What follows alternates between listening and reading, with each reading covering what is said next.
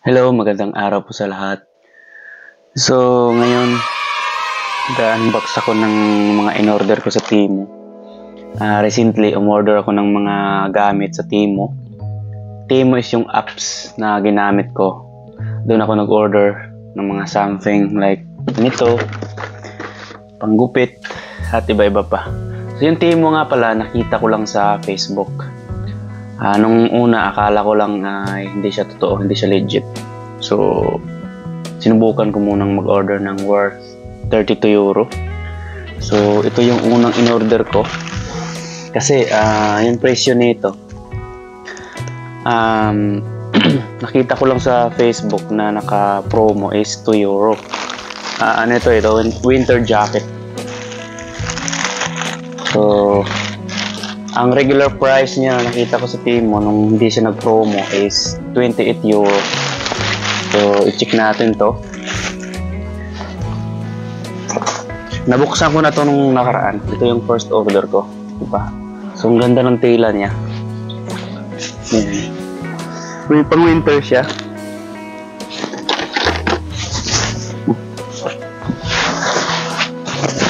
Diba?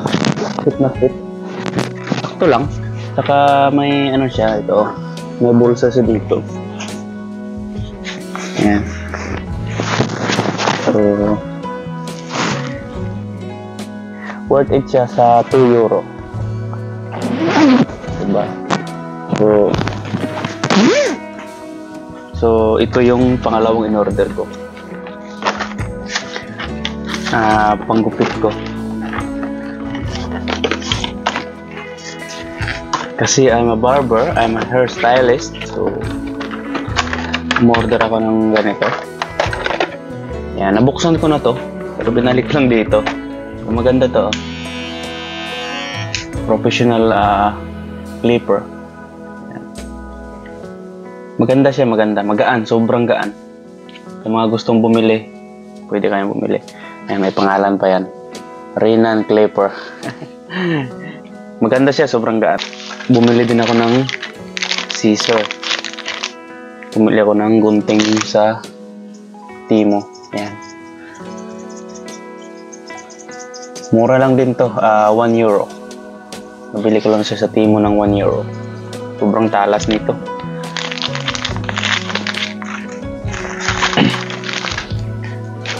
Saka dito na tayo. Ito yung pangalawang order ko. Tingnan nyo naman, oh. So, yung nag-deliver nito is DPD. DPD. Ayan. So, ito yung DPD yung courier dito sa Croatia. Share ko lang na mga kabayan. Yung unang order ko sa Temu is akala ko hindi ko makukuha kasi nagkamali sila ng lagay ng number ba. Tsaka address. So, tinrack ko yung order ko. Sabi dun sa website, kailangan na ibalik yung order ko sa warehouse kasi mali yung contact number.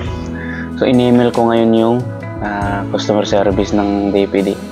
Sabi ko na baka pwedeng i-drop nyo na lang yung order ko sa mga gas station or something outlet. So, pinuntahan ko yung order ko dun sa may Inovin, yung tobacco store. So, doon din na-drop yung order ko, yung parcel ko. Nakuha ko doon yung order ko. Mga 2 weeks lang to bago dumating yung mga orders na to. So, ito yung pangalawang order ko sa Temu. Worth 82 euro. Binuksan ko na to actually. Invest ako ngayon ng gamit panggupit. Kasi mahilig ako maggupit eh. So, ito yung trimmer. Yung trimmer razor na nabili ko. Sobrang ganda. Maganda siya. Magaan siya sa kamay. Saka may mga kasama siyang guides. Charger. Dumating to nung last week. Hindi ko lang siya binaklas kasi gusto ko nga ipakita sa inyo ba. At saka order ako ng pang winter na bonnet. Ayan. So ito nga pala is or 15 euro. Saka ito is €3 kasama na tong bonnet. Yan. So ito yung para sa liig. So ito yung bonnet. Yan, kasi mag-winter na dito. So kailangan ko to. Kasi sobrang lamig dito. O, diba? Ganda. Yan. Quality. €3 lang yan. Saka, ano to? At saka ito yung pang shave. Kasi pag nagugupit ako, minsan nahihirapan ako eh. Kami mga kasama siyang blade, oh. Yan, 2 blade. Saka, yan. Ganda. Maganda siya. Magaan. Sobrang gaan. Yun lang. Magaan siya. Sa halagang €1. €1. And meron pa. Bumili din ako ng spray. Excuse me. €5. Maganda siya.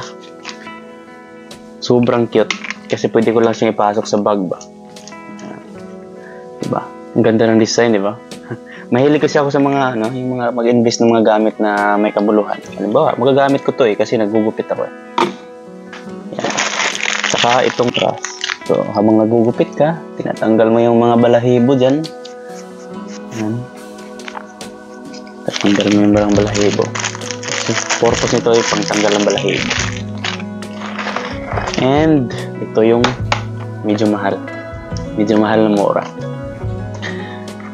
Ito yung shiver. Shiver to.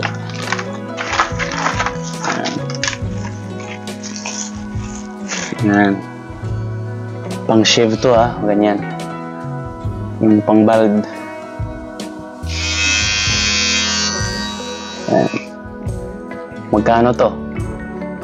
€10. Okay? €10. Yan. So, mag-invest kayo ng mga gamit habang may pera pa kayo. Yan.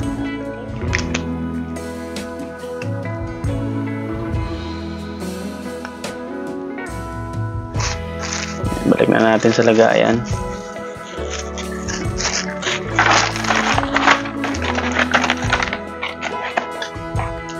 Meron pa, relax lang kayo dyan. Ito yung lagayan ng anti-radiation na eyeglass. Ayan. Kasi sumasakit minsan ng mata ko eh. Kaka-cellphone ba? Kaka-laptop, kaka-computer. Kaya bumili ako nito, anti-radiation. Maganda siya. Diba? Ayan. Saka yung casing. Casing ng cellphone. Ayan. Bumili ako nito ng casing na to. Ayan. Ang ganda oh.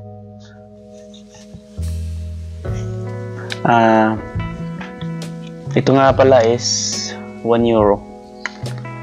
Ito is €2. Ito €2 to. Yan. Meron pa. Tapos lang tayo dyan. Yan. Tsaka bumili din ako ng ganito. 2 purpose nito. Yan. Pwede siyang stand. Pwede siyang mini tripod. Pag kinabit mo to, magiging siyang tripod. At saka lagyan mo lang ng ano, yung handle. Pwede ka na mag-vlog, di ba? Tsaka sinadya kong bilhin ito kasi gagamitin ko siya dito sa gimbal stabilizer ko. Ayan. Ayan, dito ko siya gagamitin. Gimbal stabilizer ko, hindi ko nabili sa Timo to. Binili ko lang to sa marketplace. Ayan. So, diba? May purpose yung pagpili ko nito eh. Ayan.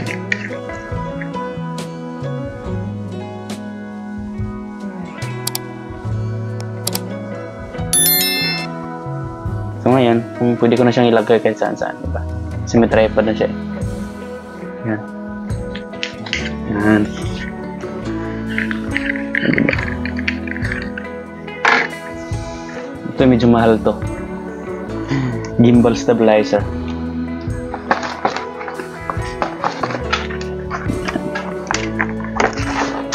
Explain ko rin sa inyo soon kung paano bumili sa marketplace. Ayan. Saka ito, binili ko rin to pang GoPro. Kasi balak kong bumili ng GoPro eh. So meron akong nahanap na GoPro na mura na 250 euro. I think nasa 14,000 pesos yun. So sinadya kong binili ito. Mahilig ako sa mga gamit-gamit eh. Pero alam ko may pagkagamitan ako nito. Yan. Ito yung ito maganda kasi matibay ito. Oh. Pwede mo siyang ilagay dito.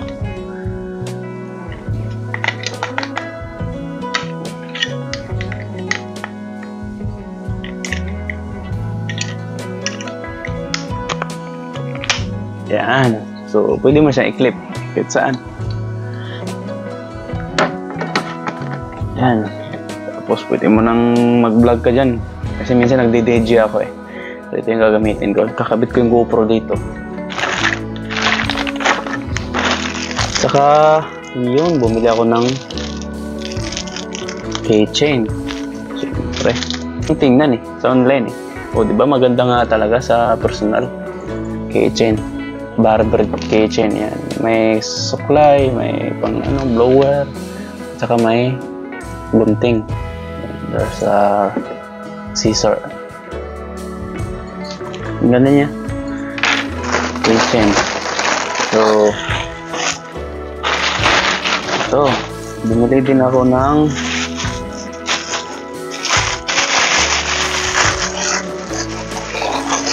tissue.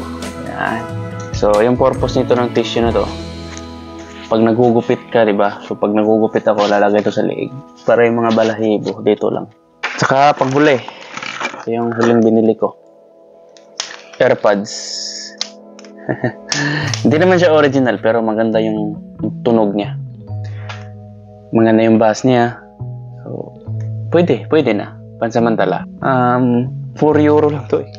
So, ito, 1 euro lang. Ito ang mahal. Kasama ito, 15 euro. 15 euro ito. At saka itong stand na ito is 3 euro. Okay? So ano pa ba? Ayun nga pala, sa mga gusto mag-order sa Temu, legit. Pagbabayad niyo is Straw card, credit card or debit card. Saka free shipping sila. Wala kang babayaran sa shipping. Okay? Ayun, marami silang mga discount doon.